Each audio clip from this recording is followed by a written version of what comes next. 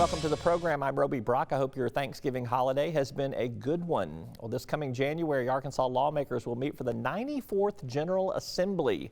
By Constitution, state lawmakers were originally supposed to meet for 60 days every 2 years. There are some who think they should meet for 2 days every 60 years. My first guest today won't be with us in January, but her influence will be. State Senator Joyce Elliott, Democrat of Little Rock. Good to see you. Good to see you, Roby. And Executive Director of Get Loud Arkansas. So yes. Thank you so much for being here. Well, thank you for having me. We got a lot to get through, so let's begin with Get Loud Arkansas first, and where you're at with that, because we had a 50% turnout. Yes. About 900,000 people voted, 906,000, 907,000 out of 1.8 million. How are you going to change that?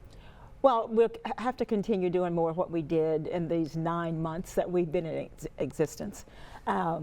It's you can't fix it in 9 months? I can't fix it in 9 months. I mean, you can have a baby in 9 months. What's up with that? But one of the things we have found out that's really promising, we haven't had a chance to dig into all the data yet, but of the folks who really increased their turnout where we worked were the young people, 18 to 30. And that was national. Yes, yeah. Mm-hmm. And it happened in Arkansas as well. And we were so pleased about that.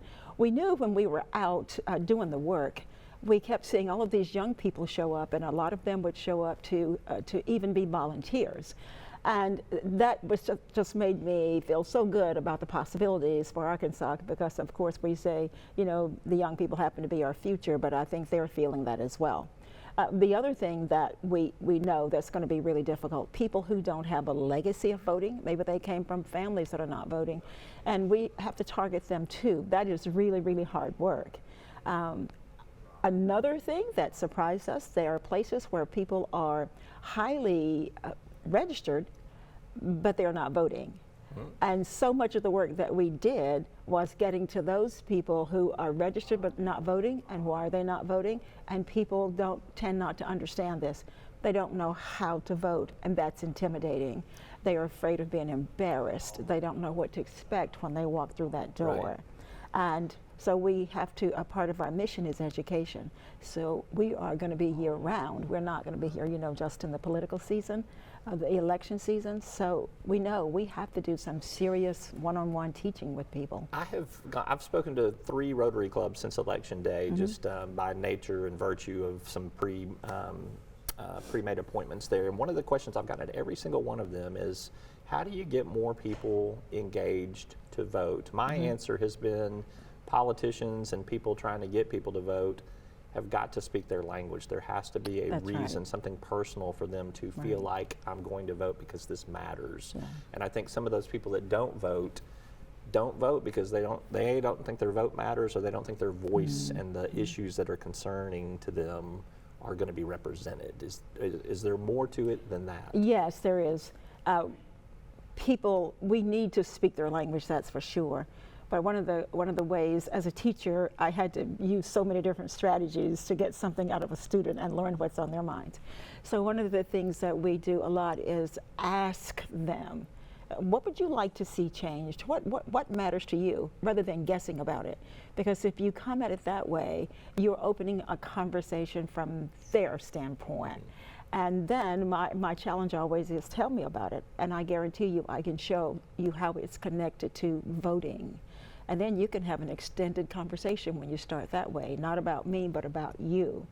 The other reason people are not voting, you want to say something about that? The other reason people are not voting is we make it hard for people to vote. And for somebody like you or me, and the average person out there who has transportation, you have child care, maybe you don't have any children at all, maybe it turns out that the voting center is right where you are, not 30, 45 miles away. We don't make it easy. We cannot register online. You have to wait until, generally, you can do it on your own, but generally people have to wait until somebody like Get Loud Arkansas shows up and shows them how to do that. And that's one of the main things we could do, is make it easy for people to vote. If you work, for example, say you work a swing shift from 3 till 11, you go to work at 3 o'clock, you get off at 11, you come home, you get a little sleep, and you're doing all the things you need to do before you go back to work. Where and there did you get any time to vote? Yep. So there are lots of things we can do to make it easier. I have a friend in California that for the first election cycle out there, and he got his mail-in ballot. It was, Right. just provide, everybody gets a mail-in That's ballot right. sort of thing there. It won't happen here anytime soon, but he just talked about how easy it was. He's like, I just filled it out and dropped it in the mail, and I was done. I didn't have to go stand in line. I didn't have to worry about, any kind of intimidation of signs and people and not knowing what to do. And it was interesting. But So one other thing about that too is there's no, I have yet to have somebody give me a good reason why we don't send people a ballot. Even if you Well, request allegations one. of fraud and Allegations. concerns about Yeah, potential but, fraud. But here's the thing. When you turn it in, if you go and you vote at a site, somebody checks that. Right. The same thing happens if you vote by mail. And that if we really wanted to do that, we could do that as well. Yeah. But that means you have to really be committed to making it much easier for people to vote. But we could do it. All right, the legislature convenes in January. You won't be there for the first time in many years. We Yes. won't count them, but Yes. will you be in the hallways up there? I will sometime. Yeah. I'm certainly going to give them my space. But I will be there sometimes just because, I'm a citizen. I will show up to participate. I don't think I could be out there as Get Loud Arkansas doing civic engagement work and not continue to be engaged myself, and that would be a major way I will be engaged, because there are issues that are going to be, on the docket that I'm really, really concerned about. Let's talk about one of those, and that's Yeah. education. There's going to be a lot on the education agenda. As a matter of fact, I think that this legislative session will be defined by the education debates that are up there. There'll be some, probably some prison and sentencing stuff as well, but education is going to be huge. The governor-elect wants education to be big. Let's talk about the reading portion of what's been discussed out there. Okay. That sounds like something that could have some bipartisan consensus. Everybody wants kids to be able to read by the age of 8, third grade. What are you hearing that you think is good idea in that space? What are you hearing that you think is bad idea in that space? What I'm hearing that's good is it has people's attention, and I think that's a really good thing. But I think we need to be careful about assuming because something has my attention, I know what to do just because I have some philosophy perhaps about reading that's not based on good evidence. For example, there are folks who really care about reading who think that that's the only thing we should concentrate on. And when they say You're that, referring to Senator Hester's interview with Senator me. Hester, but he's not the only one. The problem with that is, if you don't know about education and reading, you assume when you teach reading, you just teach reading, but you teach reading by teaching other subjects as well. Like history. It's Exactly. kind of like history, science, things, literature, things of that nature. So I think if we start off with just scaling down the whole of education for kids, that would be a big mistake, because many students will learn how to read because there's something they really care about and want to read. And they will practice their reading, which is something kids need to do when they learn, the basics of reading. And it's really important too that people understand not every child is going to learn how to read at the same rate and at the same time. So we say we want kids to know how to read by third grade. That would be wonderful. But what if they don't? We're not going to stop teaching them to read. So I think we need to have that goal. That's perfectly fine. But don't act as if a child is a lost cause because you're not reading on whatever level by third grade.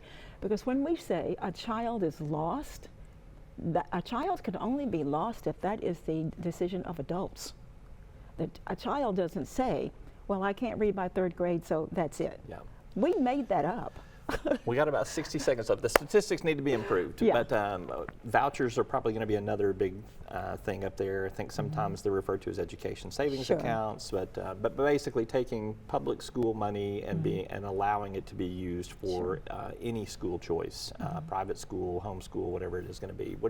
I know you're going to be opposed to that. You're not going to be there to vote on it. What's your concern for that potential policy proposal?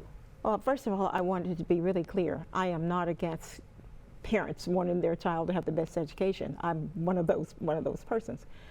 But we need to remember that public education is for the public good, And I won't have time to go into all of this. But if we don't get public education right, no matter whatever bright, shiny star we chase after, we won't give our kids a chance to be highly educated to compete on a global stage. I would like to see, and I think it's important, that our kids not be scattered here and there. Our kids need an opportunity to learn how to live together, work together, learn together. And that's what public schools are about.